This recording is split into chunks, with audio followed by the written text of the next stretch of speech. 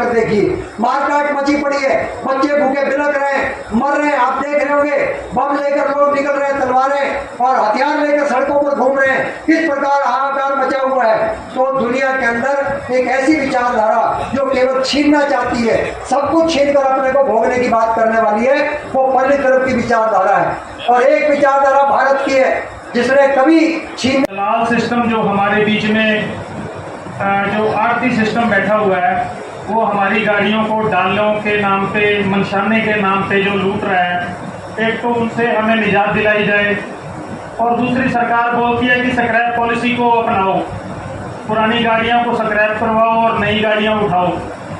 तो सर, जो हम नई गाड़ी उठाते हैं तो 2-2 महीने, 2.5 महीने उनमें से इलेक्ट्रिसिटी फॉल्ट आते हैं, तो 2-2, सवा 2-2 महीने हमारी गाड़ियां एजेंसी में रहती है। हर महीने 7-8 दिन गाड़ी एक एजेंसी में रहती है।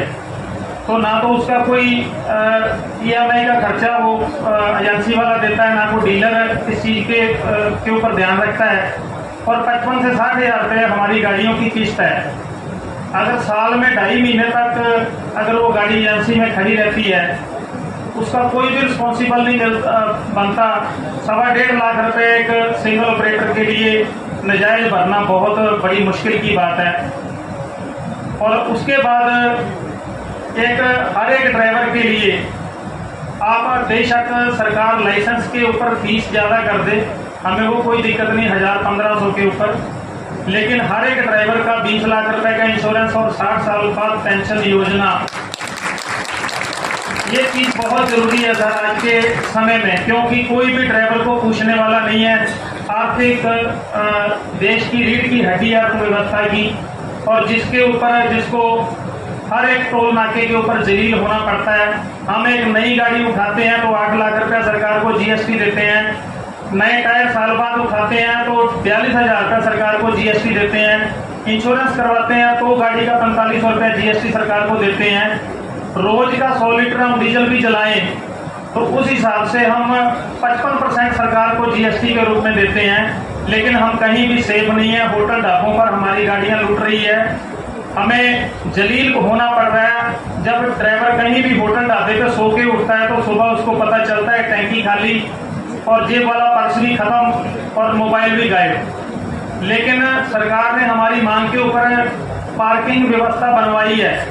100 साल के बाद 100 किलोमीटर के बाद जो रेस्ट हाउस बने हैं वो भी अभी सुचारू रूप से नहीं चल रहे, उनके ऊपर भी कुछ लोग बैठे हैं जो सुचारू रूप से इनको नहीं चला रहे, वो भी उनको होटल ढाबों की तरह ही चला रहे हैं। हमें GST रहता अगर वो पार्किंग में खाना व्यवस्था मिल जाए। मेरा सभी भाइयों से निवेदन है कि जो हम आप लोगों के सामने छोटी सी एक बात रखने जा रहे थे, उसका आप लोग भी हमें तालियों के माध्यम से जवाब देना। यदि सही हो तो, सही नहीं है तो बिल्कुल कोई भी ऐसी बात नहीं करना कि भाई हमें भी तकलीफ हो रहा, आप लोगों को भी तकलीफ है। आज जैसे कि हम अपने गाड़ी चलाते हैं, हम ट्रक ड्राइवर हैं, 22 चक्का गाड़ी हम चलाते हैं। आज हम रोड पे जब निकलते हैं तो हम सबसे ज़्यादा पीड़ित होते हैं पुलिस प्रशासन से। पुलिस प्रशासन से हम एंट्री के नाम पर पीड़ित होते हैं। यदि हम कहीं साइड में गाड़ी खड़ी करते हैं तो हम उससे पीड़ित होते हैं। कहीं हम ढाबा पे यदि गाड़ी खड़ी करते हैं तो हमारा डीजल चोरी होता है, हमारी बैटरी चोरी होती है। इसके माध्यम से हमारे लिए सरकार से कोई लाभ नहीं मिला है। तो हमारा सरकार से हाथ जोड़ के निवेदन है कि सर जी, हम लोगों को ड्राइवरों की तरफ भी आप कुछ देखें और सुने। आज हमारे ड्राइवर भाइयों को कई लोगों ने जान से मारने तक की धमकी दी है, और आप लोगों की यदि इजाजत हो तो उनकी हम कॉल रिकॉर्डिंग साथ में रखे हुए हैं कि वो नेता भी हैं, और नेता होने के बाद में उनकी सभ्यता यदि हमारी कॉल रिकॉर्डिंग से आप लोग सुनेंगे। और मेरा यहाँ आने का एक ही सबसे बड़ा मेन उद्देश्य था कि इस कॉल रिकॉर्डिंग को हम आप लोगों तक पहुँचा सकें और इस गरीब आदमी को न्याय मिल सके। हमारा इतना ही आप लोगों से बोलना है। जय हिंद, जय भारत। वो हमारे जो गेस्ट आए हैं अशोक ठाकुर जी और संदीप कपूर जी, उनका स्वागत करें। जोरदार ताली से स्वागत किया जाए।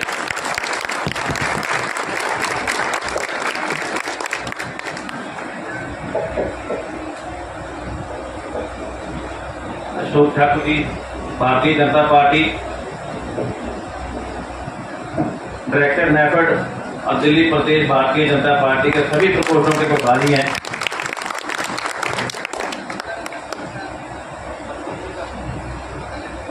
और हमारे सरदार Bakshi Singh ji, Delhi tourist driver union के अध्यक्ष, उनका भी भूपेंद्र सिंह करार जी स्वागत करेंगे। जोरदार ताली से स्वागत किया जाए। और हमारे सुजेंद्र सिंह जी,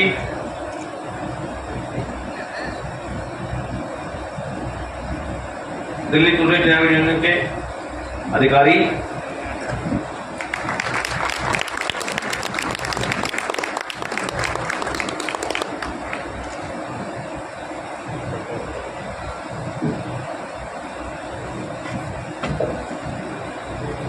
अब मैं स्टेज पे बुलाऊंगा राजकुमार।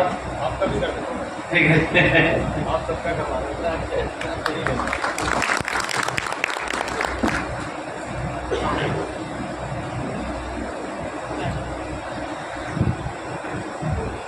धन्यवाद।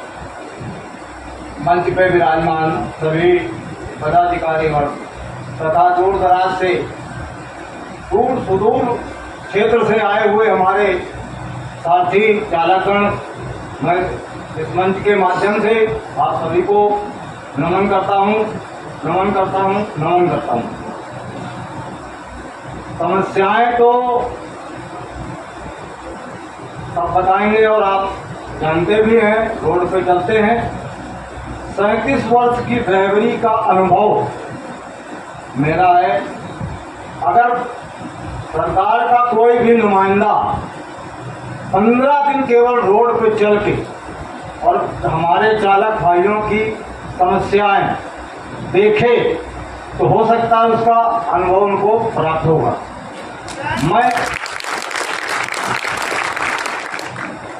मैं इस मंच के माध्यम से माननीय परिवहन मंत्री जी से एक बात कहना चाहूंगा कि आपने पूरे देश के बॉर्डर बंद कर दिए थे, और जरा एक बार परिवहन मंत्री जी अपने नुमाइंदे भेज कर ये दिखवा लें कि उन बॉर्डरों में दशा क्या है ड्राइवरों की, कितनी लूट होती है।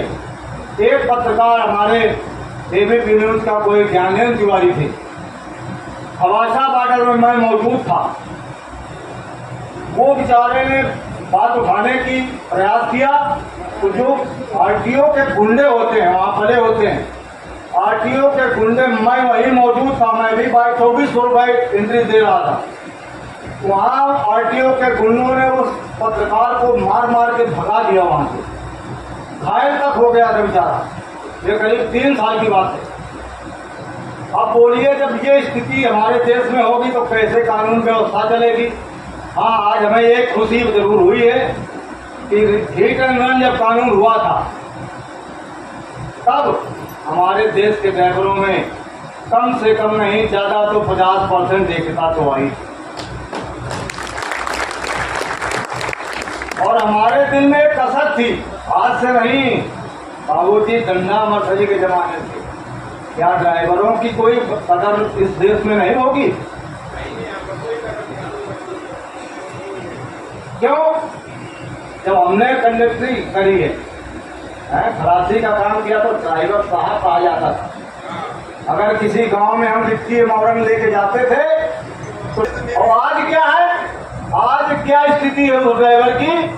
ड्राइवर साहब से ड्राइवरवा, अगर आप लोग इस चीज को गौर किया होगा, ड्राइवरवा अब क्या है, वो मौजूदा पोजीशन में ड्राइवर। ये दशा किसने बनाई है?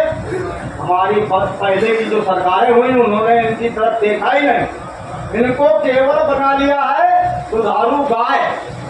इस व्यवसाय को, मोटर व्यवसाय को, ड्राइवर को बिल्कुल दुधारू गाय बना लिया। आप जरा गौर करें, कई हजार करोड़ रुपया प्रतिदिन का केवल लूट खसूट में चला जाता है।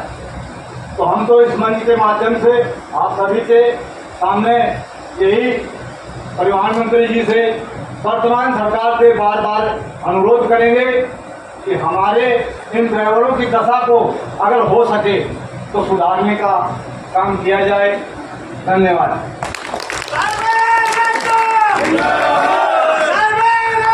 जिंदाबाद। अब मैं टेबल में मंत्रित करूंगा विक्रम सिंह जोटवाड़ा, जयपुर राजस्थान से। विक्रम सिंह जोटवाड़ा नहीं आए। हीरा राजीव बिश्नोई, राजस्थान से। पटका लेके नहीं तो पटका भी देते जाओ पार्टी की तरफ से, वो सदा जी करते रहेंगे जो मंच से चल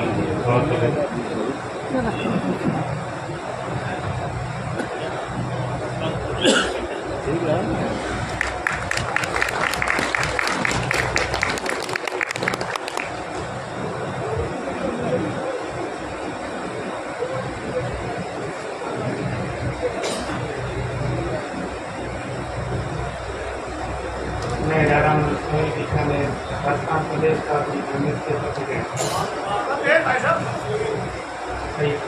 मैं राम बिश्नोई बीकानेर राजस्थान प्रदेश का जीत यूनियन से कर दी गए। मंच पे विराजमान सभी हमारे विधायक महोदय, आदरणीय हमारे अध्यक्ष महोदय, सभी को प्रणाम। प्रांगण में विराजमान सभी मंच पे सामने हमारे चालक साथी, यूनियन के पदाधिकारी, सभी को प्रणाम। सभी ने अपने मन की बातें रखी है, हम भी एक बात रखना चाहते हैं छोटी सी, क्योंकि सबका मौका देना है। ड्राइवर के 20 लाख का बीमे की बात चल रही है, पिछले 10 सालों से मेरे द्वारा स्टार्ट की गई थी और आज हमारे हर चालक के मुख पे ये हमारी सरकार तक पहुंच चुकी है। बहुत जल्द गाड़ी के बीमे में 20 लाख का बीमा ड्राइवर के लिए लागू हो। दुर्घटना होने के बाद पीछे बच्चे और परिवार खत्म हो जाते हैं, उनको देखने वाले नहीं है। जिस औरत के एक बच्चा है उसका घर वाला खत्म हो गया, वो परिवार पूरा खत्म होता है। और हमने 35 सालों में ये चीज देखी है। हर सरकार वादा करती है कि हम लोग समय समय पे चालक साथियों के लिए रोड पे ये करेंगे वो करेंगे, वो सब होते रहते हैं, वो एक मंच घोषणा होती है। लेकिन बड़ी मांग ये है कि चालक का हर गाड़ी के बीमे के अंदर बीमा हो। लगेज कैरियर की समस्या पूरे भारत में कमर्शियल वाहन के लिए सरकार लागू करे। और टैक्स में जो बढ़ोतरी हो रही है गाड़ियों के प्रतिदिन, कमर्शियल वाहन के मालिकों के पास और ड्राइवरों के पास इतना पैसा नहीं है कि वो रोड पे बांटे। सरकार अगर चाहे तो पहले OTT टैक्स कम होता था हमारे गाड़ी लेने पे, अब वो बढ़ के इतना बढ़ चुका है कि हम दे नहीं सकते वापस उसको। 50% OTT टैक्स लागू होना चाहिए हमारे पूरे भारतवर्ष में, मोटर मालिकों के लिए, ड्राइवर के लिए, बीमे की सुविधा और कैरियर की। बाकी अनेकों मांग है, हम बार बार जब मंच मिलेगा तो रखेंगे। हमने राजस्थान में 30,000 ड्राइवरों के साथ एक मंच सजाया था श्रीनाथ द्वारा में, और डॉक्टर CP जोशी जी उस मंच पे थे। नाम लेना नहीं चाहते कि वो मंच ये मंच अलग है, हम भी हमारी टीम के कार्यकर्ता हैं। हमने उस सरकार को चुनौती दी थी राजस्थान में चुनाव के 1 महीने के बाद, अगर हमारी बात ड्राइवरों की नहीं सुनी जाएगी तो सरकार को पलटा जाएगा। जो प्रमाण प्रतीक राजस्थान BJP सरकार है, और हम आज इस मंच पे ऐलान करते हैं ड्राइवरों की समस्या नहीं सुनते हैं तो बुरा ना माने। मंच में विराजमान मंत्री महोदय से माफी चाहते हैं कि आने वाला समय हमारे लिए दूसरी सरकार के रूप में देखेंगे। और एक दिन एक ड्राइवर और मोटर मालिक भाग गया तो उस दिन ड्राइवर की सरकार होगी पूरे भारतवर्ष में। एक मोटर मालिक के घर में एक ड्राइवर है, वो पूरा परिवार सहयोग करता है सरकार का, तो सरकार जब चाहे जो चाहे वो बन सकती है। मंत्री महोदय से हाथ जोड़ के विनती है, ज्यादा बोला हूं तो माफ करें, तो ड्राइवरों की आवाज बहुत जल्द सुने बीमे के लिए। धन्यवाद।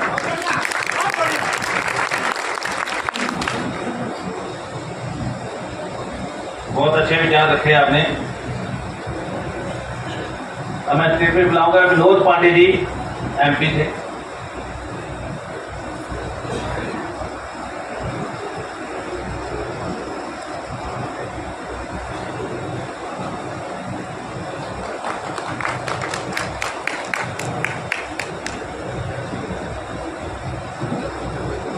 हमारे सभी अधिकारी, पदाधिकारी और सभी हमारे दिल्ली प्रदेश अध्यक्ष जो बैठे हुए हैं, सभी को बहुत बहुत आभार। मैं कहना चाहता हूँ हमारे जो मध्य प्रदेश में सर समस्याएं तो बहुत है, लेकिन हमारे पास समय कम है। इतनी समस्या है सर कि मध्य प्रदेश में हम कह नहीं सकते। हमारे यहाँ जो बॉर्डर बन गया सर, तो बॉर्डर में भी अभी हमारे पास जबलपुर, हो गया, रीवा हो गया, ऐसे ऐसी जगह है सर, तो वहाँ मतलब आरटीओ डिपार्टमेंट 2000 रुपये से नीचे लेते नहीं है ड्राइवरों के साथ। इसमें मतलब कई ड्राइवर तो रात रात खड़े रहते हैं, इसके कारण कई एक्सीडेंट के कारण बनते हैं सर, जो रात भर जाम में रहते हैं, एक्सीडेंट हो जाता है। और ऐसी और समस्या हमारे यहाँ है मध्य प्रदेश में कि आपकी सरकार है सर वहाँ मध्य प्रदेश में, फुल बीजेपी की सरकार है मध्य प्रदेश में, पर हमारे यहाँ बहुत समस्या है, चोरी का ज़्यादा समस्या है सर, चोरी में बहुत ज़्यादा लोगों को लूटा मारा जाता है और कई जगह टंकियाँ उनकी खाली हो जाती। ड्राइवर भाई कई जैसे ड्राइवर भाई जो होंगे यहाँ आए होंगे साथी भाई, तो उन लोग भाइयों का जो भी है तो मतलब इतना तेल मिल जाता है, पूरा उनका तेल सब निकल जाता है, टंकी खाली हो जाती है। और हमारे और जैसे चालक भाई हैं बहुत ज़्यादा परेशान है, उनके बीमा होना चाहिए, कम से कम उनके परिवार के लिए सर एक पेंशन होना चाहिए। जो 60 साल के हमारे साथी मित्र हो गए हैं उनके लिए पेंशन जरूर होना चाहिए, क्यों 60 साल के बाद ड्राइवर समाज और साथी भाई क्या करेगा, उसके पास कुछ नहीं है सर। इसलिए मैं आप सभी से निवेदन करना चाहता हूँ, सभी पदाधिकारियों से कि मध्य प्रदेश के लिए ये जरूर स्कीम लाया जाए और सभी राज्यों के लिए लाया जाए कि सभी ड्राइवर भाइयों के लिए बीमा 60 साल के बाद मिलना चाहिए, क्योंकि वो हमारे ड्राइवर समाज उनके परिवार के कोई पेंशन होता है सर, बेघर हो जाते हैं, उनका कोई सेवा करने वाला नहीं होता है। यही मेरी मांग है और सभी चालक भाई का सहयोग रहेगा कि आने वाला पल में हम लोग सब कोई मिलकर साथ में मिलकर अगर आपकी सरकार अच्छा मध्य प्रदेश में काम करेगी तो ठीक है सर, जो हमारे से गलती हो गई उसके लिए हमें भी माफी दीजिएगा कि हम लोग भी चालक भाई सभी साथी मिलकर और एक हम लोग भी लड़ना चाहते हैं, चुनाव आगे बढ़ना चाहते हैं, लेकिन आप लोगों का सहयोग काम अच्छा रहेगा तो हम नहीं लड़ेंगे, अगर नहीं होगा तो हम लोग चालक भाई भी लड़ सकता है सर। क्या सही बोले कि नहीं बोले? अगर आपका सहयोग हमारे पास नहीं मिलेगा तो हम लोग भी क्या करेंगे, कि हम लोग को जाना पड़ेगा। और इसके साथ मैं अपने वाणी को बयान करता हूँ। जय हिंद, जय भारत, वंदे मातरम।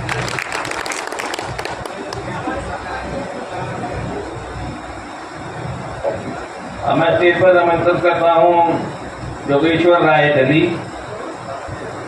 जोगेश्वर राय नैतिक चौहान जी स्टेज पर आ जाएं, जो मेहनत करने वाले हैं सबसे पीछे बैठे हैं, और अशोक पचौरी जी इनका भी सदा जी स्वागत सम्मान करेंगे।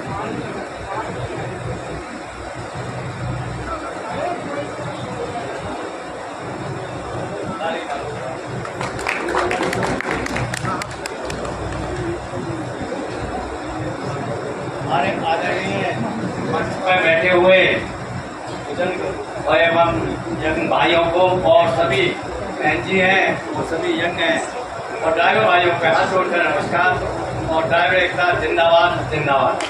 भारत माता की, भारत माता की, वंदे वंदे, ड्राइवर एकता, ड्राइवर एकता। प्यारे भाइयों, मैं पहली बार मंच पे आया हूँ और कोई गलती हो जाए ड्राइवर भाइयों के प्रति तो मैं माफी चाहता हूँ। आज जो समस्या है देश में और दिल्ली के अंदर बहुत बड़ी गंभीर समस्या है और जब से देश आजाद हुआ है तभी से बड़ी समस्या है और नेक्स्ट कोई नेता नहीं सुनता। मतलब के लिए गली गली जाकर के मेरे को वोट दे दो, मैं ये काम करूंगा, मैं ये काम करूंगा, उसके बाद एसी में बैठ करके नहीं और चुपचाप बैठ जाते हैं, कोई नहीं सुनता। इस बात को ध्यान दें। और जो आज ये पेपर में वाहन चालकों के लिए जुर्माना 50% लगने वाला है उस पर ध्यान दीजिए। अगर हम 5000 का बत्ती गलती से हमारी गाड़ी पार हो जाती है बत्ती, क्या हम 5000 रुपए से 2500 रुपए देंगे? ये देखिए आपके सामने सबूत है। इस बात को सोचिए और ऐसी सरकार को बहिष्कार कर दीजिए। ऐसी सरकार हमें नहीं चाहिए। जो हम 5000 रुपए कहां से देंगे, 2000 रुपए, आधे 50% कहां से देंगे? ध्यान रखें इस बात को। जय हिंद, जय भारत, नमस्कार। सहयोग सेल के सह प्रभारी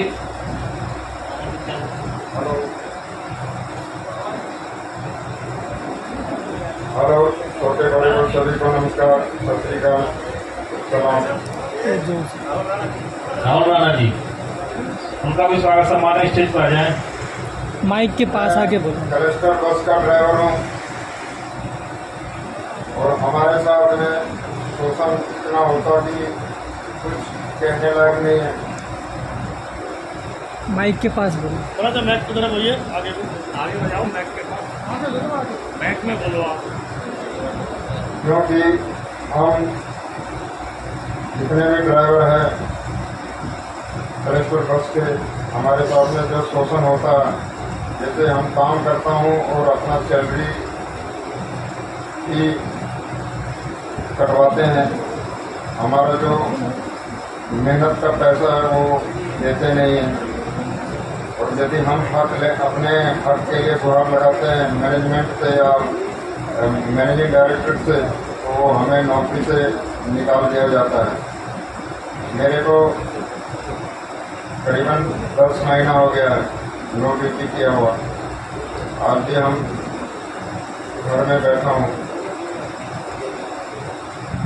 तो हमारा ये स्थिति है।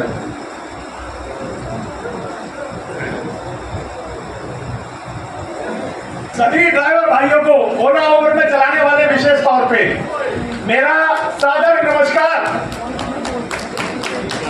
मैं बहुत ही टू द पॉइंट बात करूंगा, क्योंकि मंत्री जी ने अभी बता दिया है कि उनको अगली मीटिंग में जाना है। मैं बहुत कम शब्दों में बहुत ही ज्यादा बात कह दूंगा। जैसे मेरे पास कुछ रिपोर्ट्स हैं, स्टैटिस्टिक्स रिपोर्ट्स हैं। ओला उबर के ड्राइवरों का जो सबसे ज्यादा बुरा हाल हुआ है वो पिछले 8 सालों में हुआ है। क्या सही है ये बात? ड्राइवर एकता। दूसरी बात,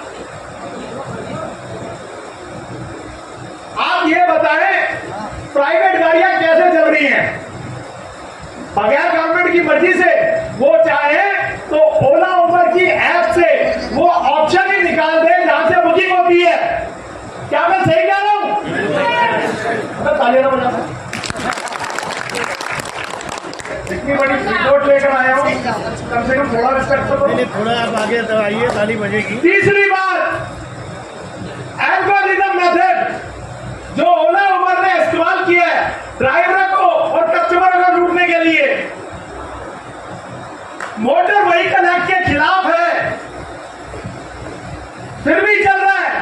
पिछले 8 साल से कैसे चल रहा है? बगैर सरकार की मर्जी से।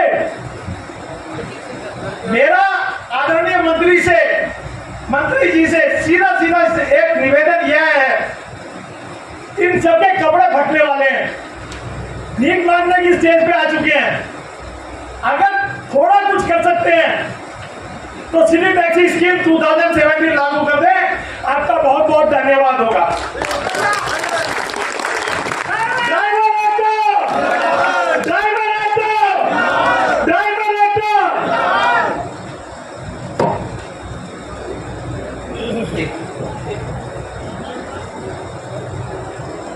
अब मैं स्टेज पर आमंत्रित करूंगा संदीप कपूर जी को, हिमाचल।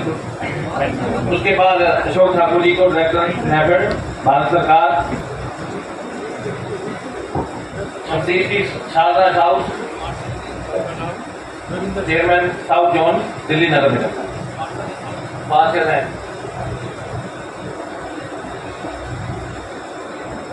आज इस ड्राइवरों के मन से आपको संबोधित करके अलग एहसास आ रहा है। और जो भी मैंने सुना, सारे ड्राइवर्स को समस्या बहुत अलग है और ये मंच आपको मिला है और भारतीय जनता पार्टी का साथ मिला है, क्योंकि भारतीय जनता पार्टी किसी परिवार की पार्टी नहीं है।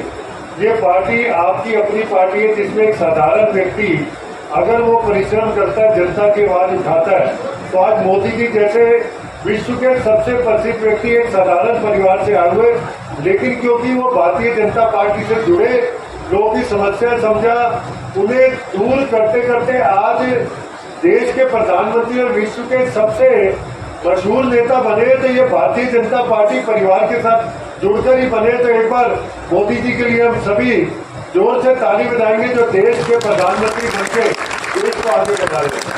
आज मंच में हमारे साथ जोगी है जो कि भारतीय जनता पार्टी से जुड़े, और आज भारतीय जनता पार्टी के कितने प्रकोष्ठ है पूरी दिल्ली में, ऐसे 37-38 प्रकोष्ठ है जिनके इंचार्ज है, डेफेड के भी ये सदस्य है। तो ये इस परिवार में जुड़ने से जो इज्जत और सम्मान हमें मिलता है। आज मंच पर हमारे बीच में सरदार बख्शीश सिंह जी, तजिंदर सिंह जी, भूपेंद्र सिंह तरार जी और सभी चालक जो हमारे बीच में पहुंचे हैं, मैं आप सबका दिल की गहराइयों से स्वागत करता हूं और इस परिवार से जुड़ने के लिए आप सबका स्वागत करता हूं। साथियों, आपने बड़ी सारी समस्या रखी है। मेरा आपसे ये भी निवेदन है, समस्याओं के बड़े आयाम है, जिसमें जो ओला उबर के ड्राइवर हैं उनकी अलग है, जो ट्रक ड्राइवर हैं उनकी अलग है, जो टैक्सी चलाते हैं ऑल इंडिया उनकी अलग है, लेकिन आप सभी ड्राइवर हैं। तो मेरा एक तो निवेदन है कि आप सभी अलग अलग अपनी समस्याओं को सूचीबद्ध करके हम सबको दें, क्योंकि सुनना, लिखना और समझना, इसके साथ साथ उन्हें कागज पे होना बड़ा जरूरी है। और भारतीय जनता पार्टी परिवार के सदस्य होने के नाते, और आप ये जो जुड़े हमारे साथ, आपकी समस्याएं सरकार तक पहुंचे। दिल्ली, ज्यादातर समस्या दिल्ली सरकार से रिलेटेड है। आपकी गाड़ी का पास होना है, आपको परमिट मिलना है, जहाँ आरटीओ के लोग हैं और जो लोकल समस्या है उनको हम उस सरकार तक पहुंचाएंगे, उनको दूर करेंगे। लेकिन बहुत सारी चीजें केंद्र सरकार के साथ जुड़ी है, जैसे कि आपकी बीमा की समस्या है, आपको हर 100-200 किलोमीटर में ड्राइवरों के लिए अलग से व्यवस्था, उनको ठहरने की, खाने पीने की, उसके ऊपर हम सब ने और हमारे जो मंत्री हैं उन्होंने भी विचार रखा। आप रखना अलग से और लिख के भी रखना, क्योंकि बोलना और लिख के रखना। जी जी, सेंट्रल गवर्नमेंट के अधीन है ऐप बेस्ड कंपनियों को सर्टिफाइड करना। हाँ, तो मैंने वही कहा है कि बहुत सारी समस्या ऐप से रिलेटेड है। अगर आप ऐप बेस्ड सब कंपनियों को सर्टिफाइड करने के लिए मजबूर करेंगे तो वो इलीगल काम कोई नहीं कर सकती, और ये सेंट्रल गवर्नमेंट के हाथ में है।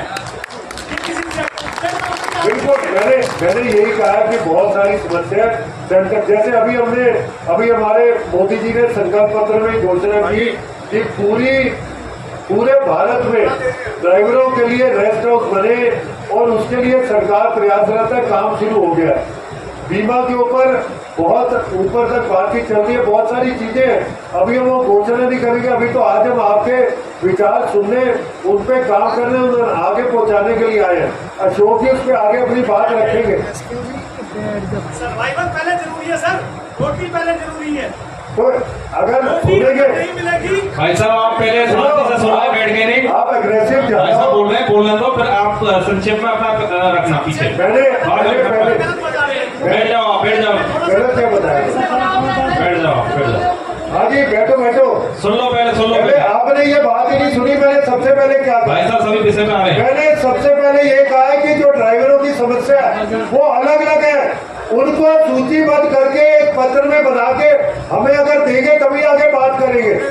तो ये भी बड़ा जरूरी है कि आप अपनी मांगों को लिख के दें। बहुत सारी समस्याएं केंद्र से रिलेटेड है, बहुत सारी समस्याएं दिल्ली सरकार से रिलेटेड है, सबको अलग करेंगे और इन सबको समझ के आगे बढ़ेंगे। तो मेरा आपसे निवेदन है, अपनी समस्याओं को लिख के यहाँ हमारे सामने प्रस्तुत करें। हम वरिष्ठ लोग बैठे हैं, इन समस्याओं को आगे लेकर जाएंगे, आपके वकील बन के इस समस्याओं को आगे लेकर जाएंगे, उनको दूर करेंगे। हम वो नहीं है जो अभी घोषणा कर दें कि आपकी समस्या दूर हो गई। हम आपकी समस्याओं को समझेंगे, उनको वकील के नाते आगे लेकर जाएंगे। मैंने पहले ही कहा कि भारतीय जनता पार्टी परिवार से जुड़ने के लिए थोड़ी पेशेंस रखिए। ये किसी परिवार की पार्टी नहीं है, ये सबकी मिलीजुली पार्टी है। इसमें हर व्यक्ति जुड़ सकता है, हर एक की बात सुनी जाती है। हम भी आज यहाँ सुनने ज्यादा आए हैं, अपनी बात कहने कम आए। तो मेरा आपसे आखिर में निवेदन है, अपनी मांगों को रखें और उसे लिखित में देकर, और जो आपने किताब भी दिखाई, सारी चीजें बताई, इस पे बातचीत रखेंगे, इसको लिखित में रखें और ये संवाद लगातार चालू रहेगा। ये कोई ऐसा नहीं है कि आज बात होगी नहीं होगी, हर हफ्ते, हर 10 दिन में, हर 15 दिन में आपसे संवाद चालू हो रहेगा और जब तक इन समस्याओं का निवारण नहीं होगा हम आपके वकील की भांति इन समस्याओं को आगे रख के उनके समाधान की ओर काम करेंगे। बहुत बहुत धन्यवाद।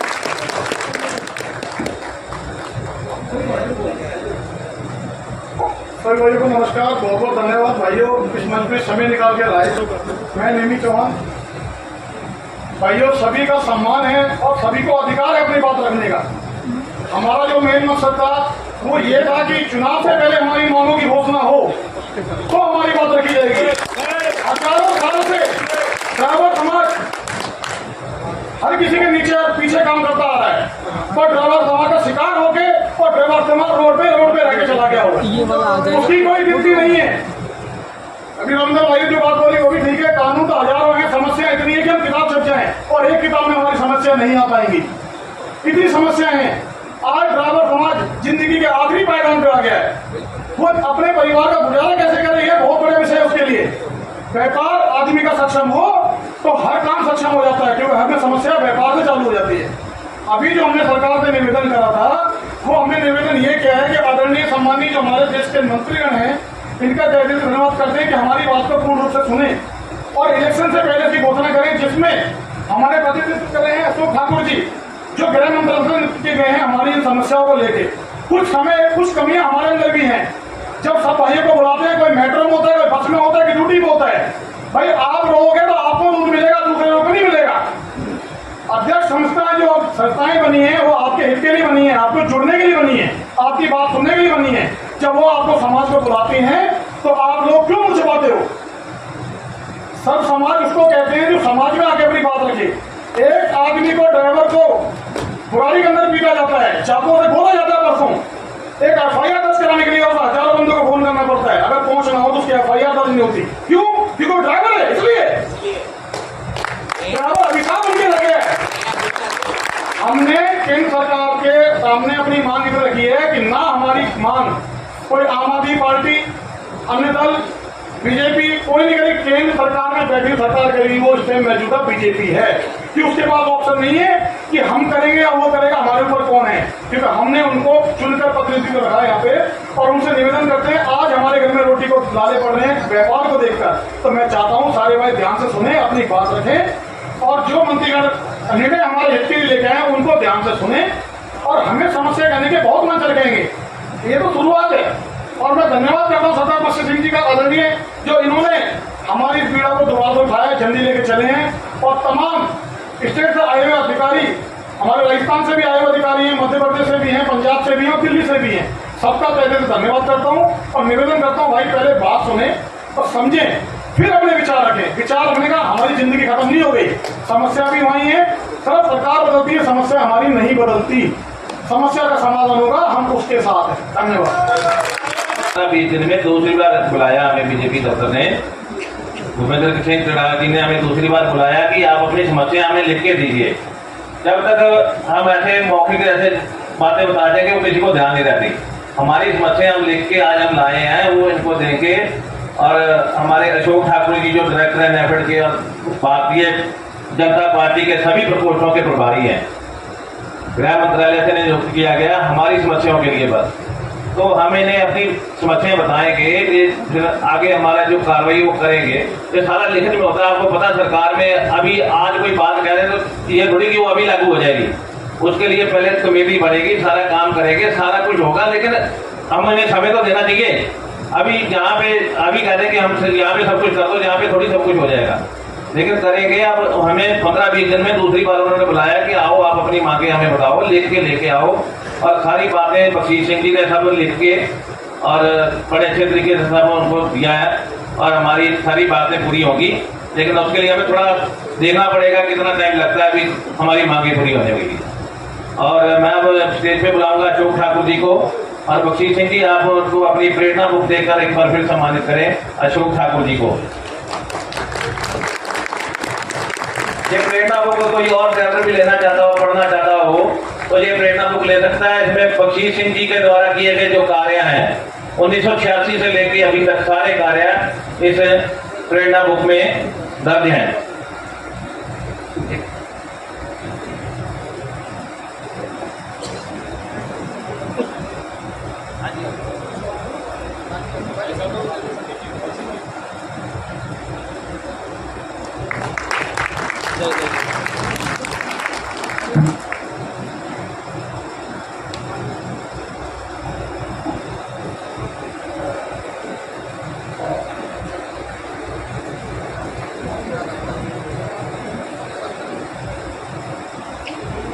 मेरे साथ प्रेम से बोलिए भारत माता की। जितनी तादाद है हिंदुस्तान के अंदर ड्राइवरों की, उसके हिसाब से आवाज़ भी तो आनी चाहिए। अगर आवाज़ ही कमज़ोर रहेगी तो कैसे रास्ता बनेगा? बोलिए भारत माता की। वंदे वंदे जय श्री राम। आज यहाँ भारतीय जनता पार्टी दिल्ली प्रदेश के कांडले के अंदर हमारे ड्राइवर भाइयों की समस्याओं को लेकर आयोजित इस बैठक में अध्यक्षता कर रहे हमारे सरदार बख्शी सिंह जी, सरदार तेजेंद्र सिंह जी, हमारे निगम पार्षद और साउथ जोन के चेयरमैन हमारे संदीप कपूर जी, जिन्होंने ये पूरा कोऑर्डिनेशन का काम किया, ऐसे भूपेंद्र सिंह कराड़ जी, और यहाँ जो बड़े अच्छे से इस मंच का संचालन कर रहे हैं ऐसे सरदार मंजीत सिंह जी, और यहाँ उपस्थित हमारे ड्राइवर भाइयों और बहनों। समस्याएं मैं जानता हूँ कि बहुत हैं। ज़्यादा जानता हूँ इसलिए कि मेरा घर संजय गांधी ट्रांसपोर्ट नगर के थोड़ा नज़दीक है। अभी कुछ दिन पहले विश्वकर्मा पूजा के अवसर पर उन्होंने मुझे बुलाया भी था, बॉडी बिल्डर एसोसिएशन जो थी उन्होंने, तब भी मेरा ट्रांसपोर्ट नगर जाना हुआ। अगर हम ड्राइवरों के हालात की बात करें तो वास्तव में स्थिति अच्छी नहीं है। इस बात को कुछ आंकड़ों से जो मैंने समझा है वो आपके साथ साझा करना चाहता हूँ। देश भर के अंदर जितने ड्राइवर नौकरी करते हैं उसमें लगभग 53% के आसपास ऐसे हैं जो 10 से 20 हज़ार के बीच में नौकरी करते हैं। मतलब ये मोटा मोटा एक आंकड़ा है कि 10,000 से लेकर और 20,000 के बीच में वो ड्राइवर नौकरी करते हैं। अब उस आंकड़े को हम दूसरे तरीके से देखेंगे तो मैंने ध्यान दिया तो ध्यान में आया कि लगभग 20 लाख ट्रक ड्राइवर हैं और 18 लाख के आसपास टैक्सी ड्राइवर हैं। दोनों मिलाकर 38 लाख होते हैं। लगभग मोटा मोटा 40 लाख में से अगर हम 53% करें तो 10-20 हज़ार के अंदर काम करने वालों की संख्या जो है वो लगभग 23 लाख के आसपास बैठती है आउट। एक बात और जो समझने वाली है कि देश भर के अंदर जो पिछले आंकड़े आए हैं वर्ष के, उसमें आया कुल जो एक्सीडेंट्स हुए उसमें लगभग 15,000 ड्राइवर्स की डेथ हुई। मतलब टोटल में जो लगभग 70,000 एक्सीडेंट डेथ हुई उसमें 15,000 जो है वो ट्रक और दूसरे जो ड्राइवर्स हमारे हैं कमर्शियल का वाहन वाले टैक्सी ड्राइवर हैं उनकी डेथ का आंकड़ा आता है कि 1 वर्ष का है। तो उसके कारण देखने की जब बात करी हमने तो ये ध्यान में आया कि अंडरपेड तो है ही, उनकी मेहनत से कम मेहनत नामत उनको मिल ही रहा है, लेकिन वो ओवर ऑक्युपाइड भी है, अर्थात उनसे ज़्यादा समय काम करवाया जा रहा है, पैसे कम और काम के जो वर्किंग आवर है वो ज़्यादा है। और उसके कारण क्योंकि ड्राइवर सो नहीं पाते हैं, और ये मेरा व्यक्तिगत अनुभव भी रहा अभी तक पिछले कुछ वर्षों में। एक दिन मुझे मेरी फ्लाइट लेट हो गई और लगभग सुबह 3, साढ़े 3, 4 बजे के आसपास दिल्ली पहुंची। तो मैंने ड्राइवर को डिस्टर्ब करना अपने को ठीक नहीं समझा। तो मैंने कहा परिवार के लोगों में किसी को आने की जरूरत नहीं, मैं टैक्सी करके आ जाऊँगा।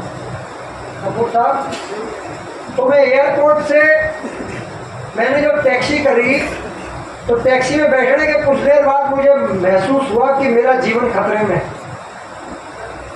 मैंने कम से कम 12-14 बार उस ड्राइवर को ड्राइविंग करते हुए झपकी लेते हुए देखा। तो तब मैंने उससे बातचीत करी, मैं घर ले गया उसको। जब हम घर पहुंचे तो उसके बाद उसको थोड़ा पानी वानी पिलाया, उससे बातचीत करी तो पता लगा वो लगभग पिछले 2 दिन से जो है वो 2-3 घंटे ज्यादा सोया ही नहीं। तो ये जो एक बहुत बड़ा दबाव है हमारे ड्राइवर्स भाइयों के ऊपर देश में, जो अमानवीय परिस्थितियां हैं, इसमें मैं समझता हूँ इसमें कोई दो राय नहीं है कि ये बहुत ही अमानवीय परिस्थिति।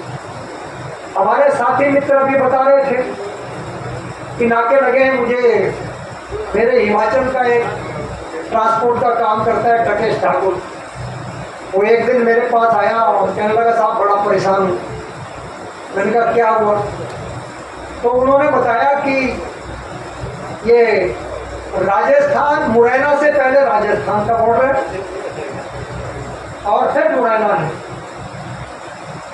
ये जो बॉर्डर है इसमें राजस्थान में भी क्या हो उसका नहीं, उस जगह का नाम मुझे ध्यान नहीं आ रहा है, राजस्थान में धौलपुर, और उसके बाद मुरैना मध्य प्रदेश। यहाँ पर बड़ी लूट है। तो फॉर्चुनेटली मेरे बोर्ड के अंदर राजस्थान की चीफ सेक्रेटरी जो है, एडिशनल चीफ सेक्रेटरी है, वो अभी हमारे यहाँ से उनका चार्ज बदल के वो परिवहन सेक्रेटरी हो गई। तो मैंने उनको फोन करा, मैंने कहा बहन ये बेचारे इन ड्राइवरों को क्यों लूट रहे हैं धौलपुर में? अभी मुझे उन्होंने बताया कि वहाँ काफ़ी आराम हो गया है। फिर मैंने नरेंद्र सिंह तोमर जी से बात करी, हमने कहा ये मुरैना वालों को भी ठीक करो। तो मुझे पिछले कुछ दिनों में जानकारी दी है कि काफ़ी जो लूटपाट है वहाँ पर कम हुई है। मैंने उसका एक आंकड़ा लिया और वो मैंने सरकार के सामने में रखने वाला हूँ। लगभग 47,000 करोड़ की रिश्वत प्रत्येक वर्ष, रिश्वत ये नाके, बॉर्डर, टोल, पुलिस, इसको जाती है। आप सोच सकते हैं 47,000 करोड़ कितनी बड़ी रकम होती है। ये तो मतलब मोटा मोटा अंदाजा है, हो सकता है राशि से ज्यादा जाती। तो मेरा ये मानना है कि समस्याएं सच में गंभीर है, अनरेस्ट है, लॉन्ग वर्किंग आवर्स हैं, आराम करने की जगह नहीं है, आराम करते हैं तो वहाँ लूटपाट होती है। ये सारी मैंने अभी जो बातचीत चल रही थी, होटल ढाबों पर लूटपाट होती है, गेस्ट हाउस पर होती है। मेरे पास एक आवेदन भी आया था, मैंने उसको भी पढ़ा है। लॉ एंड ऑर्डर की इशू है। अब लॉ एंड ऑर्डर क्योंकि स्टेट सब्जेक्ट है तो हर राज्य का अलग अलग है, तो उसके लिए अलग से बात करनी पड़ेगी। अभी संदीप कपूर जी ने बात करी। तो मेरा ये मानना है कि हमारी सरकार ने पिछले वर्षों में गेस्ट हाउस को लेकर काम भी किया है। अभी वो बहुत अच्छे से ऑपरेटिंग में नहीं आए हैं, लेकिन एक प्रयास करके कुछ गेस्ट हाउस बनाए जा रहे हैं। रोड्स को भी अच्छा किया है, इसमें कोई दो राय नहीं है कि पहले जिस तरह के रोड्स थे अब नेशनल हाईवे के अंदर बहुत अच्छा सुधार हुआ है। उसके कारण भी हमारे ड्राइवरों को बहुत राहत हुई है, वरना एक्सीडेंट जो है रोड खराब होने से, सिंगल रोड होने से बहुत ज़्यादा एक्सीडेंट्स होते थे। तो सब चीज़ों में हमारी सरकार आने के बाद हमारे नितिन गडकरी जी जो परिवहन मंत्री हैं, उन्होंने काफ़ी कुछ रोड इंफ्रास्ट्रक्चर को लेकर काम किया। मैं समझता हूँ आप सब लोग भी उससे सहमत होंगे। लेकिन एक समस्या, अब इसमें दो चीज़ें हैं जो हमको समझने की है, जो मुझे आज आपके साथ, आपके लोगों के साथ बातचीत करने के बाद जो समझ में आई।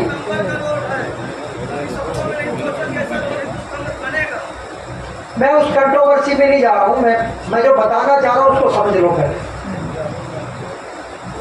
कि परिवहन मंत्रालय जो है जो हमारा रोड एंड ट्रांसपोर्ट मिनिस्ट्री है, उसका एक काम तो रोड इंफ्रास्ट्रक्चर बनाना है और कुछ ट्रांसपोर्ट से संबंधित समस्याओं को हल करना भी उनका काम है।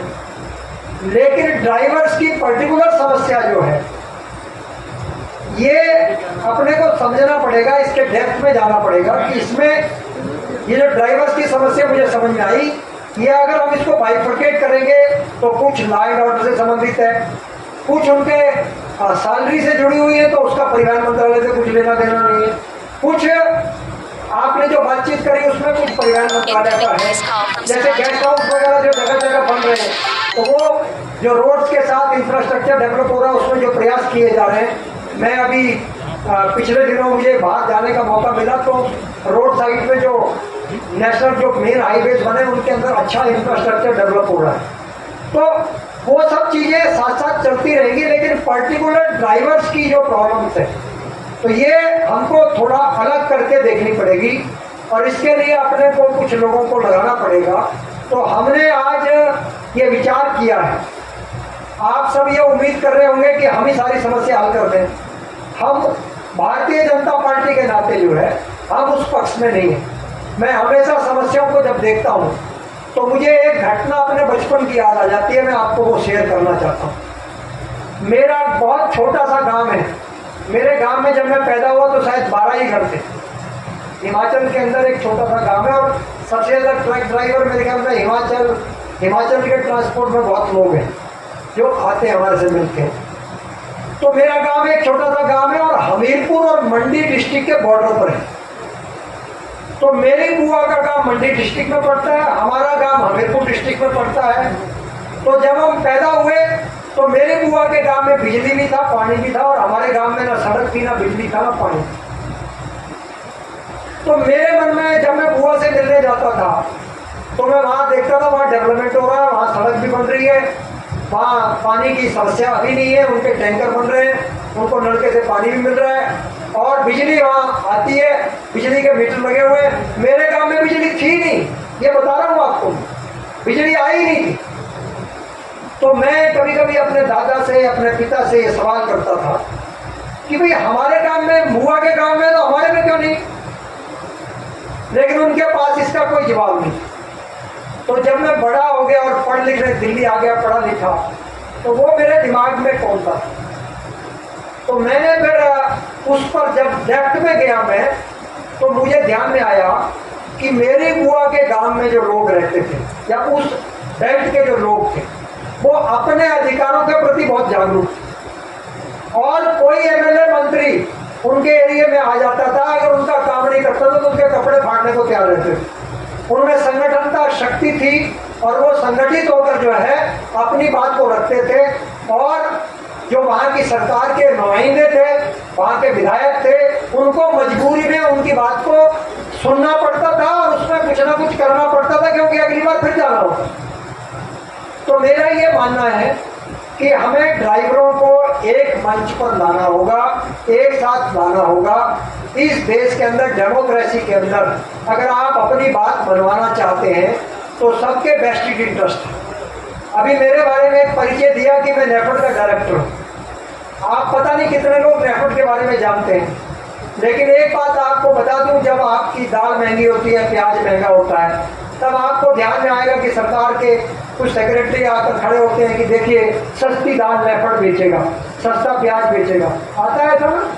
तो हम महंगाई रोकने का काम करने का काम करते हैं। इसके साथ साथ किसान को जो एमएसपी मिलता है वो दो डिपार्टमेंट है, एक एफसीआई है, एक नेफेड है। जो देश भर में दलहन और तिलहन के किसान हैं उनको उनके उत्पादन का उचित दाम मिले तो वो हमारे जिम्मे है, और गेहूं और धान के जो है उनका मिले वो एफसीआई के जिम्मे है। वो सारा ऑपरेशन एफसीआई करती है, कुछ हमारे माध्यम से भी करती है। तो किसान को उचित दाम मिले और उपभोक्ताओं को सस्ता सामान मिले, इसकी चिंता करने का काम मेरे विभाग का है।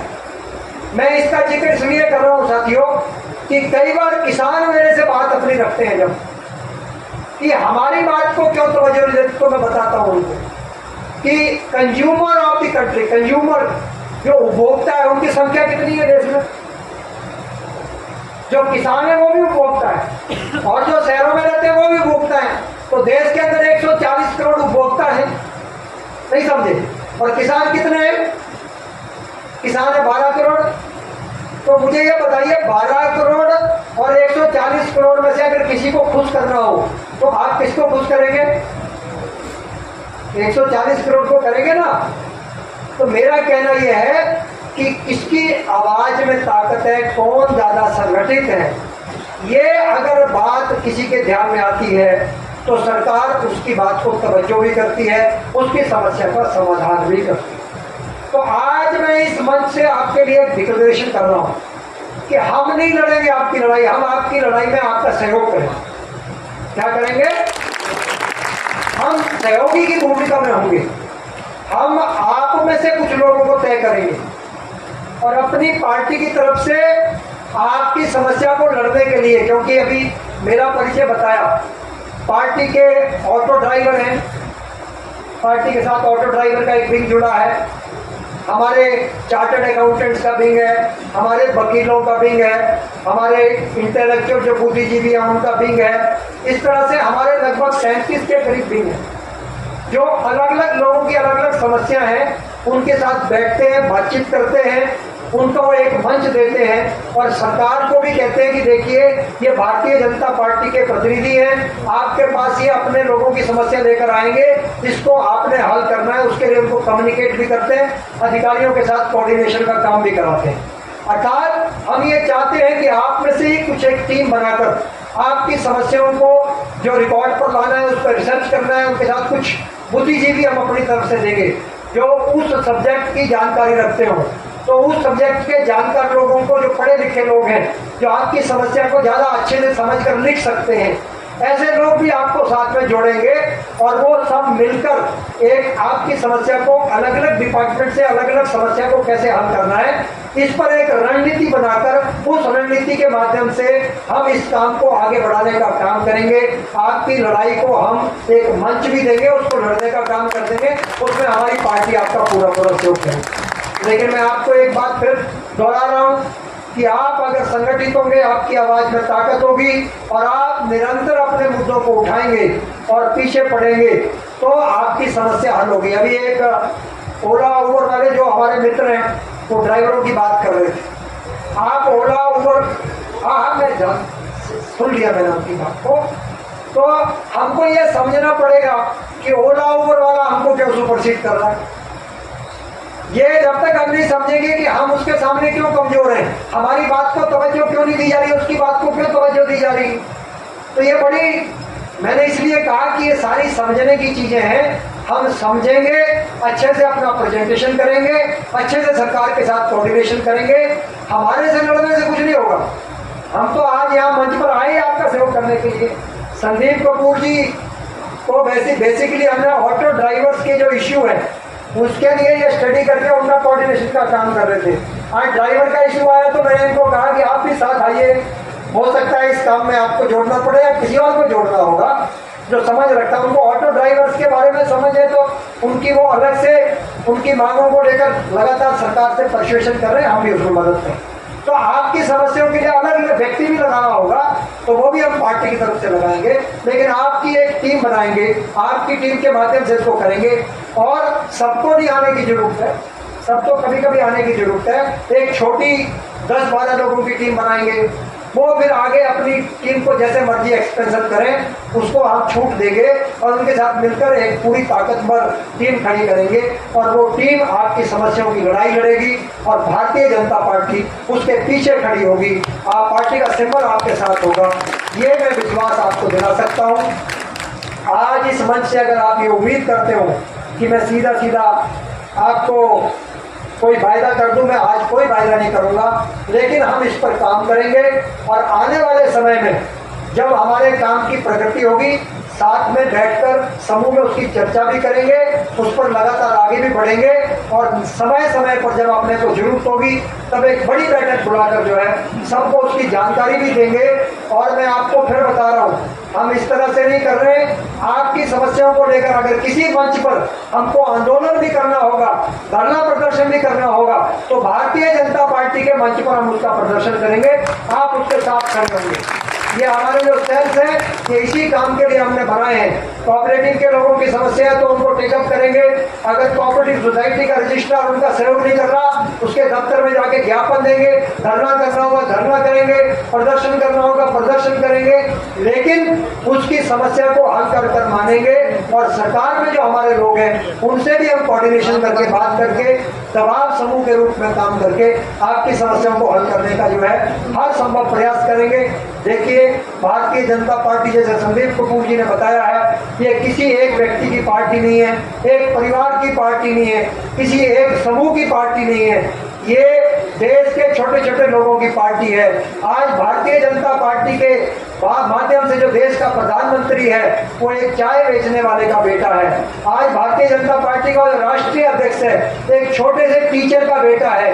आज भारतीय जनता पार्टी का जो गृह मंत्री है वो एक गरीब परिवार में पैदा होकर यहाँ तक आया है। आज भारतीय जनता पार्टी का जो नंबर 2 का नेता है राजनाथ सिंह रक्षा मंत्री है, वो एक छोटे से किसान का बेटा है, हल चलाकर आज भारत का रक्षा मंत्री बना है। तो हमारी पार्टी के अंदर जितने भी लोग आज सत्ता में आपको दिखाई देते हैं वो किसी परिवार या धनाढ़ समूह या किसी से निकल कर नहीं आए। नितिन गडकरी जी बहुत छोटे से परिवार से जो है निकल कर आए।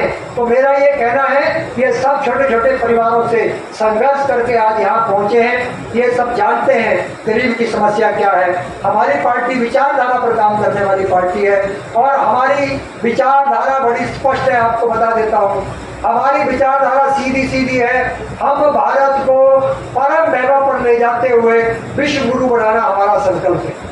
अब आपके मन में ये 2 सवाल आएंगे कि परम वैभव का मतलब क्या है। मैं आपको उसका जिक्र करना चाहता हूँ साथी। आप कंपैरिजन करेंगे, आपको ध्यान, आप में से कुछ लोग विदेश गए हैं, मुझे जाने का मौका मिलता है। हम ऑस्ट्रेलिया गए, न्यूजीलैंड गए, यूरोप गए, हमने देखा कि वहां पर जो एक सफाई कर्मचारी का काम करता है वो भी कार में बैठ के आता है। उसके पास अपना घर है, उसके घर में लाइट है, उसका इंश्योरेंस है, उसका मेडिकल की समस्या नहीं है, उसके परिवार में बच्चों को पढ़ना है, शिक्षा है, उसका स्वास्थ्य है, इसकी सारी चिंता सरकार करती है। क्यों करती है? इसलिए नहीं कि वहाँ अमेरिका के या यूरोप के या ऑस्ट्रेलिया के लोग अमीर हैं, इसलिए करती है कि वहाँ की सरकार अमीर है। अमेरिका एक समृद्ध राष्ट्र है, यूरोप के देश समृद्ध हैं, तो वो देश के पास उनकी अर्थव्यवस्था बड़ी है, उनके पास ज्यादा पैसा है, तो गरीब से गरीब व्यक्ति को भी वो सुविधाएं देने में सक्षम है। तो जिस देश के लोग अमीर होते हैं वहां पर गरीब आदमी को सुविधा नहीं मिलती, जो देश अमीर होता है। तो हमने ये संकल्प लिया है कि पिछले 50-70 साल में कांग्रेस ने कुछ लोगों को अमीर बनाने का काम किया, अपने कार्यकर्ताओं को अमीर बनाने का काम किया, लेकिन भारतीय जनता पार्टी ने देश को अमीर बनाने का काम किया। आज हम दुनिया की 5वीं सबसे बड़ी अर्थव्यवस्था है। तो अगर हम 5वीं अर्थव्यवस्था बने हैं तो हम 80 करोड़ लोगों को राशन फ्री देने में सक्षम है। आज हम 4 करोड़ लोगों को घर बनाकर देने में सक्षम है। और केवल घर नहीं दे रहे हैं, उसको राशन कार्ड भी साथ में देते हैं, उसका 12 रुपए में बीमा और 330 रुपए में जीवन बीमा और दुर्घटना बीमा भी करते हैं। अगर दुर्घटना खुदा ना खास्ता उसके साथ गरीब के साथ दुर्घटना हो जाए तो उसके परिवार पर जो आश्रित है हमारी बहन है, उसको आने वाले समय में कुछ पैसा मिल जाए, उसको सामर्थ्य का, तो बीमा योजना से भी उस परिवार को जोड़ते हैं। उस परिवार के जो मेडिकल अर्थात उस परिवार में जो बुजुर्ग है, अब उसको हम 5 लाख तक का हर वर्ष जो है इलाज मुफ्त दे रहे हैं। आयुष्मान भारत योजना के तहत जो आ जाता है उसको भी 5 लाख तक का इलाज हम देने का काम कर रहे हैं। अर्थात गंभीर बीमारियों से ग्रस्त लोगों को जो है वो अपना इलाज करने में सक्षम हो। इस तरह अगर मैं सब हमने हमारी बहन जो धुआं फांकती थी उनको सिलेंडर देने का काम किया। हमने 15 करोड़ घरों में शौचालय बना दिया। जो बहनें रात के अंधेरे में बाहर निकलती थी और उनके साथ दुर्घटनाएं होती थी उनको हमने सुरक्षित और एक सम्मानजनक जीवन देने का काम भी हम कर पाए। ये सब हम इसलिए कर पाए कि आज सरकार हमारी जो है आर्थिक रूप से आगे बढ़ रही है। तो हमको इस देश को अमीर बनाना है। हम इस देश को अमीर बनाएंगे तो गरीब से गरीब व्यक्ति को भी वो सारी सुविधाएं जो उसके बच्चों को आगे बढ़ने के लिए शिक्षा, उसको स्वास्थ्य और उसको अपने जीवन को आगे बढ़ाने के लिए, परिवार को आगे बढ़ाने के लिए जो कुछ चाहिए वो सरकार के माध्यम से उस तक पहुंच सकता है। ये तभी पहुंचेगा जब ये देश अमीर होगा। तो हम सब उस काम में लगे हैं। और जब देश को अमीर और अपने लोगों की समस्याओं के निराकरण की बात करते हैं तो उसमें ड्राइवर भी जो है उसके अंदर आते हैं। उसकी समस्या हल करना भी हमारी पार्टी की विचारधारा का संकल्प है। ये हमारा संकल्प है साथी। दूसरी बात, अगर हम तरक्की की बात करते हैं, अगर हम देश को आगे बढ़ाना चाहते हैं तो तो मैं आपको बता देना चाहता हूँ, दुनिया के अंदर जिन भी देशों ने तरक्की करी है वहां पर सबसे पहला क्राइटेरिया था शांति। अगर शांति नहीं है तो वो देश तरक्की नहीं कर सकता, ये कभी संभव नहीं है। तो दुनिया के अंदर सुख शांति और समृद्धि अगर हमको लानी है तो शांति का पाठ पढ़ाना पड़ेगा साथियों।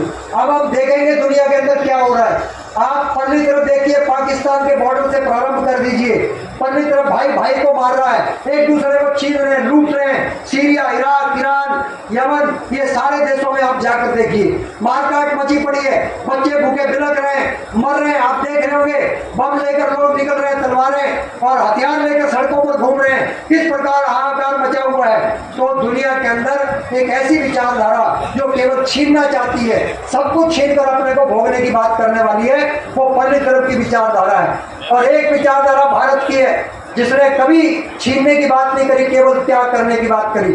हमने मंत्र भी खोजा तो ओम भूर्भुवः स्वः तत्सवितुर्वरेण्यं भर्गो देवस्य धीमहि धियो न प्रचोदयात्। इस मंत्र का अर्थ है कि हे ईश्वर, हम तुझे साक्षी मानकर अपना सर्वस्व तुझको अर्पण करते हैं। वर्ण करने का मतलब होता है अपना सर्वस्व अर्पण करना। अर्थात हमने मंत्र भी खोजा तो त्याग का, क्योंकि दुनिया के अंदर शांति अगर आप चाहते हैं तो उसके लिए आपके अंदर त्याग की भावना आनी चाहिए।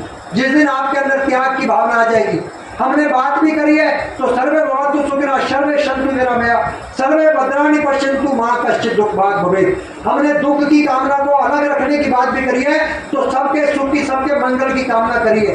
पाकिस्तान से पहली तरफ अपने मंगल की कामना करते हैं और भारत की इस भूमि पर सबके मंगल की कामना करते हैं। हम वसुधैव कुटुम्बकम की बात करते हैं, हम सेनावतु सेना भुनक्तु वीर्यं कर्वावहै तेजस्विनावधीतमस्तु मां विद्विषात् की बात करते हैं। हम कहते हैं कि ये माँ, धरती माँ किसी के साथ भेदभाव नहीं करती है।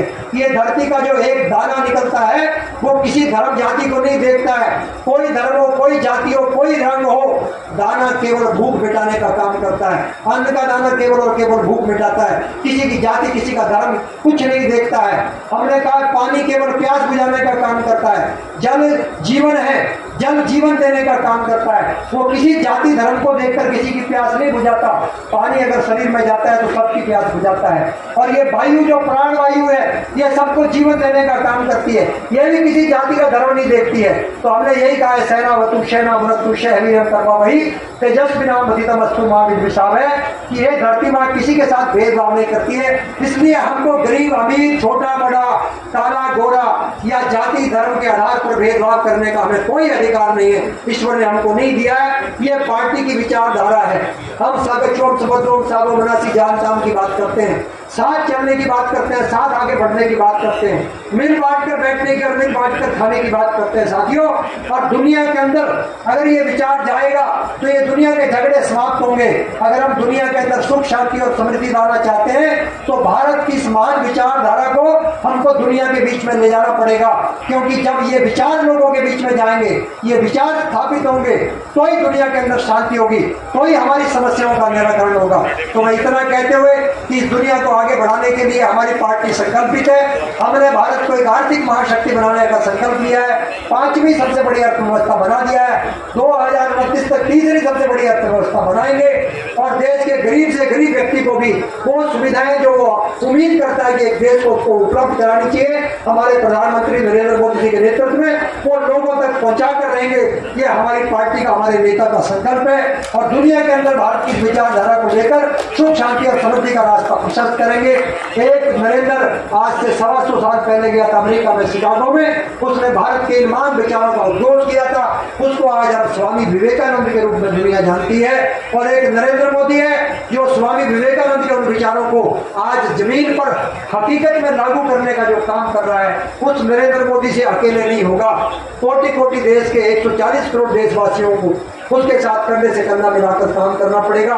हम सब काम करेंगे तो ही ये देश आगे बढ़ सकता है। ड्राइवर देश की रीढ़ की हड्डी है, ड्राइवर हमारी जो पूरी लॉजिस्टिक व्यवस्था है उसकी रीढ़ की हड्डी है। और मैं उससे एक और तरीके से लॉजिस्टिक से जुड़ा हुआ हूँ।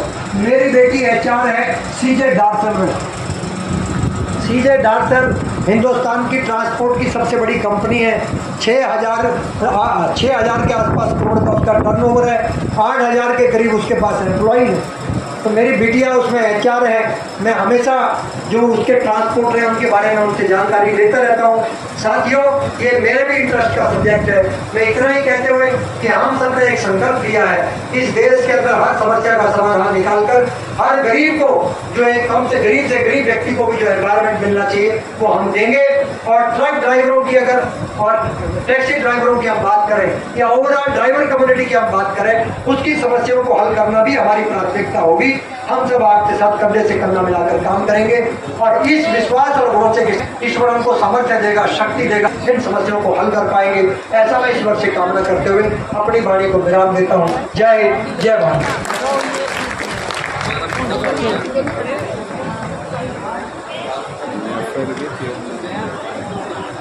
धन्यवाद अशोक जी, जो आपने इतना ग्रामीण समाज के लिए कहा और सोचा।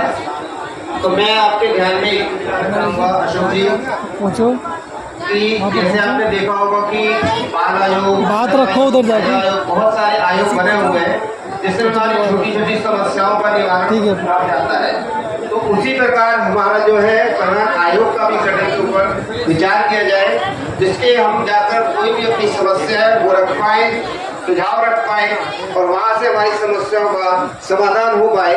हमें बार बार अधिकारियों को या मंत्रियों को परेशान न करना पड़े, उनके दरवाजे में न जाना पड़े, उनके आगे घुटने न टेकना पड़े। तो आप इस पे जरूर विचार करें।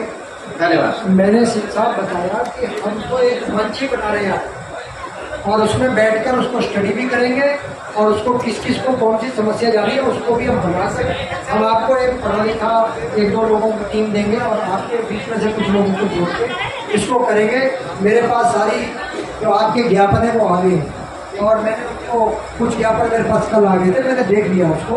और किसके पास ज्ञापन है तो आके हमें दे सकते हैं और उन सबको हम संकलित करके एक टीम बनाकर उसको सौंपेंगे और फिर उस पर स्टडी करके इस पर काम करेंगे।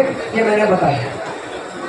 बहुत बहुत धन्यवाद मंत्री जी, आपने हमें समय निकालते मेरे बीच में अपने विचार रखे। मैं राजस्थान से हुए अपने सारे अधिकारी गण को निमंत्रण दे रहा हूँ कि वो अपने ज्ञापन देना चाहते हैं, एक साथ आए मंच पे और अपने ज्ञापन दें। ये सब भाइयों के विचार सुने लेंगे क्योंकि ये सभा भी समाप्त होने रही है। कुछ बातें हमारे मन में दबी रहेगी जिन बातों को भी क्लियर करना जरूरी है आने वाले समय के लिए।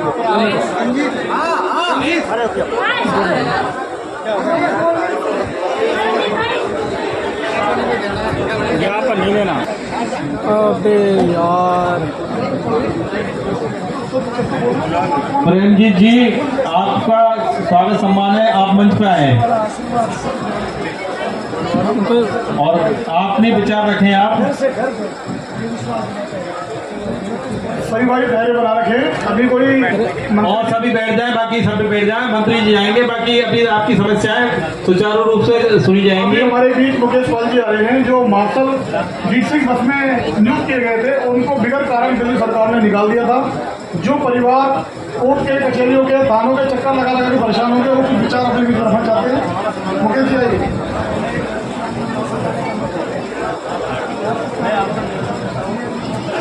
अरे भारत माता की, भारत माता की, वंदे वंदे, बस मार्शल एकता, मार्शल एकता। मंच पर सम्मानित सभी पदाधिकारी महोदय को दिल से धन्यवाद करते हैं जो हमें अपना दुख बोलने की यहाँ इजाजत मिली है मंच पर। हम आप सभी को अवगत ये कराना चाहते हैं कि हम लगभग दिल्ली से 10,792 जवान हैं जो कि DTC के विभागों में 8,500 मार्शल सेवा दे रहे थे 8-10 सालों से और दिल्ली के अन्य 40 विभागों में कार्यरत थे। सुमेर को बुला लेते हैं। उन सभी जवानों को दिल्ली सरकार द्वारा बिना कोई सुमेर को भी मौका दे दो 2 मिनट, उन्हें हटा दिया गया। 31 अक्टूबर 2023 को। एक मिनट, नैमी जी, भाई साहब मंत्री जी को वहां तक बात तक करो।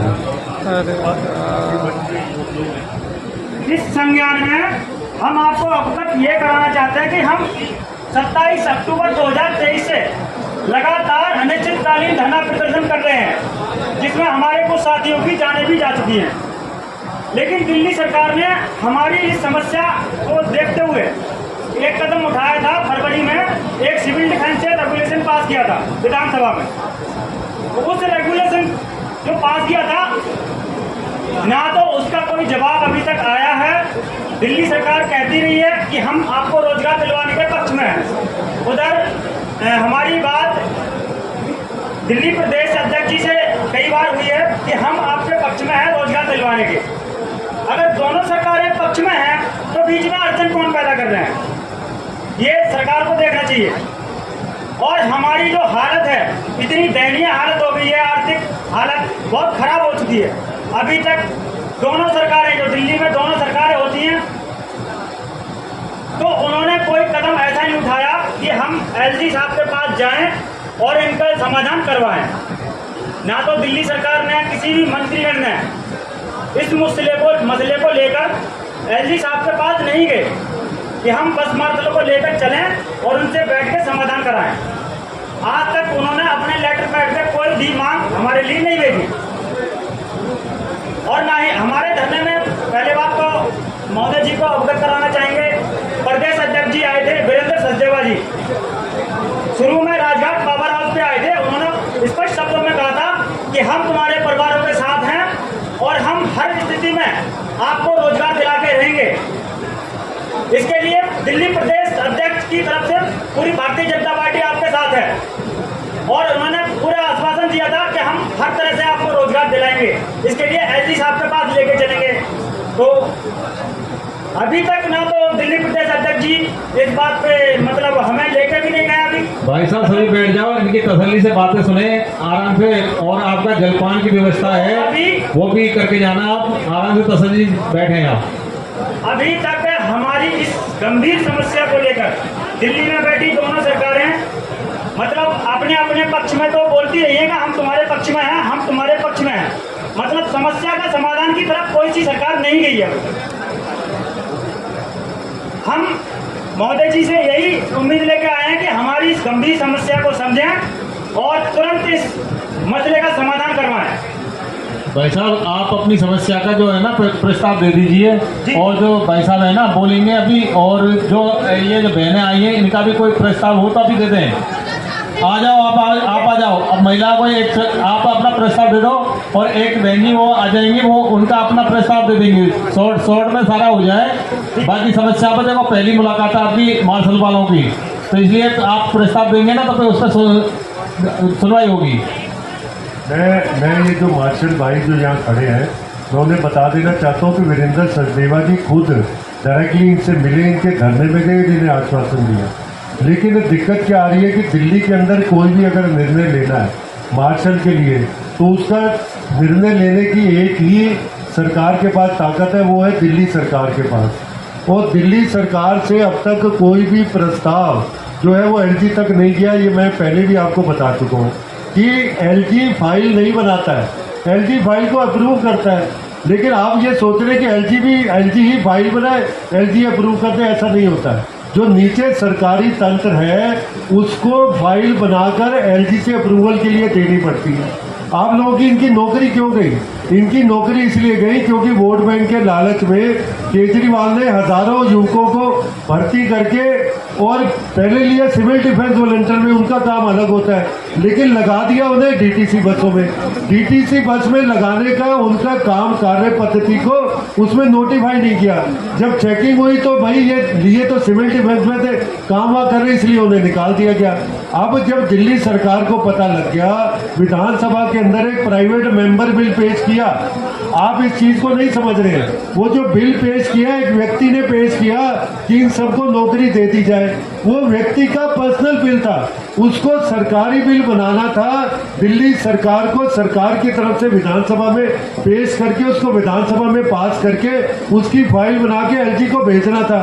अभी तक ये काम पे कुछ काम नहीं किया, सिर्फ आश्वासन और भरोसा दिया जा रहा है। तो जब ये काम नीचे से होगा नहीं, दीवार नीचे से बनेगी नहीं, आपको छत डाल दो। छत पे जो व्यक्ति बैठा हो, तो जब दीवार नीचे से आएगी, एलजी तो उस पर, अगर एलजी साइन ना कर रहा हो, एलजी ना कर रहा हो, तो उसके लिए हम जो है, हमारे वीरेंद्र सचदेवा जी ने आश्वासन दिया था कि एलजी के पास अगर कोई प्रस्ताव जाएगा उसको पास करवाने की जिम्मेदारी हमारी है।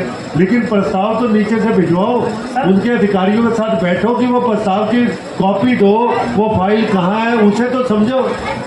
आप समझ ही नहीं रहे उस बात को। बिल्कुल, एक बात ये हम बोलना चाह रहे हैं महोदय जी, जैसे कि दिल्ली सरकार के मंत्री गण के पास गए हम, उन्होंने कहा कि हमारे पास सर्वश्रेष्ठ की ताकत जो पावर है वो नहीं है, सर्वश्रेष्ठ की पावर एलजी साहब के पास है।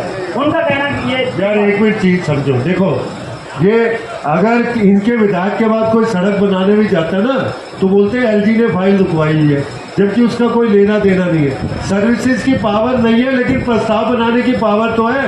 आपको सरकार में कितने व्यक्ति चाहिए, किस नौकरी के लिए चाहिए, कहाँ रखने चाहिए, उनकी सैलरी कितनी होनी चाहिए, कौन से डिपार्टमेंट, ये सारा काम तो सरकार करेगी ना। तो सर्विसेज को क्रिएट करने की पावर जो वो सारी तो इनके पास है। अगर वो फाइल बनाएंगे नहीं, एलजी क्रिएट करेगा क्या? आप बताओ। आप लोग उनकी बात सुन के आ जाते, उनसे बहस नहीं करते। 2-4 काम के वकील रखो अपने पास, जो जब जाए तो उनसे बातचीत करें।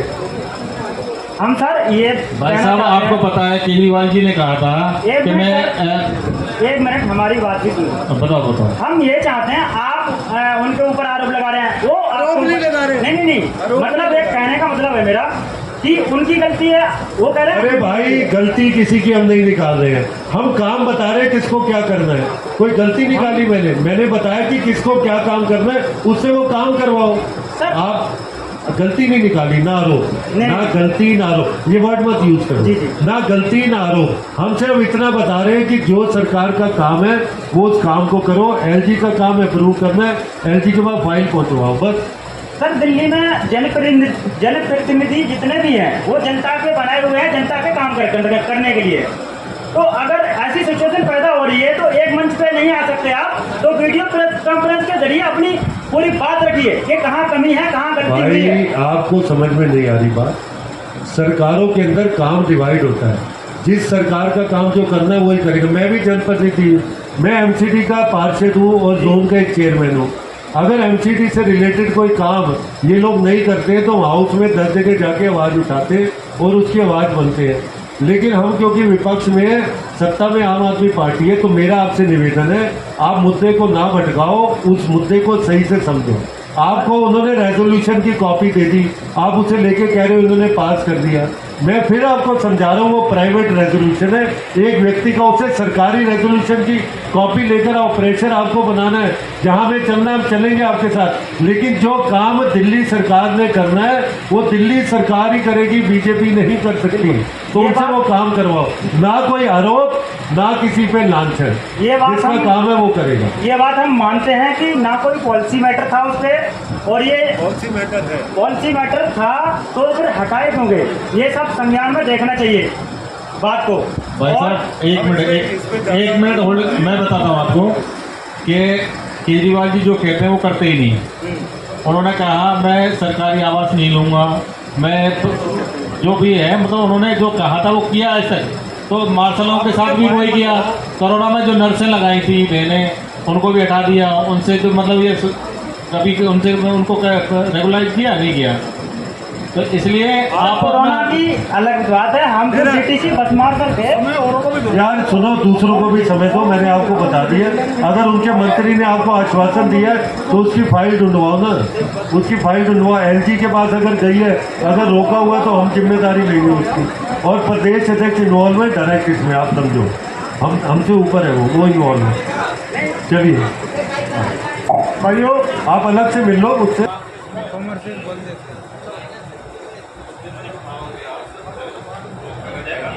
आप सभी भारतीय जनता पार्टी दिल्ली प्रदेश के कार्यालय में आए सभी का बहुत बहुत धन्यवाद। आपकी समस्या सुनी। देखो, दुख अगर तुम्हें दिया तो आम आदमी ने दिया है। केंद्र सरकार का कोई भी यहाँ पर कर्मचारी नहीं बैठा है, दिल्ली सरकार बैठा। दिल्ली सरकार ने आपको धोखे में रखा, आश्वासन दिया झूठा, और झूठा आश्वासन देके नहीं आपको मार्च बनाया, उसमें बसों में रखा, और ड्राइवरों को जो समस्या हो रही है दिल्ली सरकार से हो रही है। हम आपके साथ हैं, हम आपका समर्थन करना चाहते हैं, हम आपको सहयोग देना चाहते हैं। आप हमें समस्याएं बताएं, हम आपके सहयोग में रहेंगे। जहाँ आप बुलाओगे भारतीय जनता पार्टी वहीं आपके साथ खड़ी मिलेगी, कंधे से कंधे मिला के। धन्यवाद, बहुत बहुत धन्यवाद।